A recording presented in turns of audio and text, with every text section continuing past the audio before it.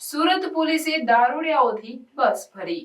31ને ધ્યાને રાખીને Gujarat police action મોડમાં જોવા મળી રહી છે। દારૂ અને ડ્રગ્સનો નશો કરનારાઓને ઝડપી પાડવા માટે જાહેર માર્ગો અને વિવિધ વિસ્તારોમાં ખાસ ચેકિંગ હાથ ધરવામાં આવે છે, જેમાં સુરતની ઝોન 4 પોલીસ દ્વારા એક ઝુંબેશ હાથ ધરવામાં આવી, જેમાં 30 ડિસેમ્બરની સાંજથી આજની સવાર સુધીમાં શહેરના 5 મુખ્ય પોલીસ સ્ટેશન વિસ્તારોમાંથી 250થી વધુ દારૂના નશામાં ફરતા શખ્સોને ઝડપી લેવામાં આવ્યા હતા।